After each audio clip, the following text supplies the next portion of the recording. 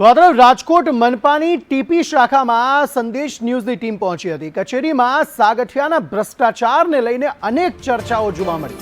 સાગઠિયાનો કેટલો ભ્રષ્ટાચાર એ જ માત્ર ચર્ચા અહીં થઈ રહી છે। કેમેરા જોઈ કર્મીઓ રીતસર મોઢું છુપાવવા લાગ્યા। કેમેરા જોઈ અધિકારી ચેમ્બર છોડીને રીતસરના ભાગ્યા હતા। ભ્રષ્ટાચારનું કેન્દ્ર એવા રાજકોટ મહાનગરપાલિકાના ત્રીજા માળની ટીપી શાખામાં એક જ ચર્ચા છે કે સાગઠિયાએ કેટલો ભ્રષ્ટાચાર આચર્યો છે, કારણ કે 10 વર્ષથી એક જ હોદ્દો આ જે ટીપી શાખા જે અધિકારી જે છે સાગઠિયા તે ભોગવી રહ્યો છે। ત્યારે સંદેશ ન્યૂઝના કેમેરામાં આ જે કર્મચારીઓ છે તે કંઈ પણ બોલવા તૈયાર નહોતા અને રીતસર ત્યાંથી ભાગતા જોવા મળ્યા।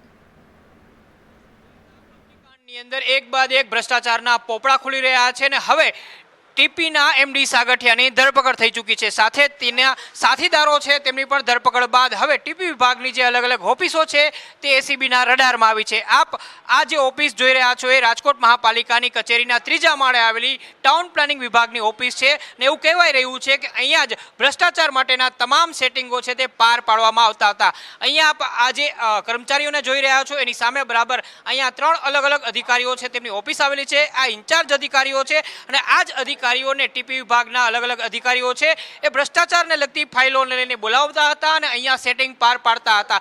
જે પ્રકારના આક્ષેપ થઈ રહ્યા છે કે અહીંયા જે પ્લાન આવતા હતા તેની ક્વેરી કાઢવામાં આવતી અને ત્યારબાદ ભ્રષ્ટાચાર અંગેનું આખું જે સોદાબાજી છે તે અહીંયા કરવામાં આવતી હતી। ગઈકાલે એસીબીની ટીમ દ્વારા અહીંયા પણ સર્ચ ઓપરેશન હાથ ધરાયું હતું। આ ઉપરાંત એમડી સાગઠિયા છે તેની ઓફિસની અંદર સર્ચ ઓપરેશન હાથ ધરી તેને સીલ મારવામાં આવી છે। સમગ્ર મામલે આજે રાજકોટ કોર્પોરેશનની અંદર એક જ ચર્ચા ચાલી રહી છે કે શું અવળો મોટો ભ્રષ્ટાચાર રાજકોટ મહાપાલિકાની ટીપી વિભાગમાં થતો હતો અને થતો હતો તો આટલા વર્ષ સુધી કેમ ચાલ્યું। કેમેરામેન માધવ ભટ્ટ સાથે મયુર સોની, સંદેશ ન્યૂઝ, રાજકોટ।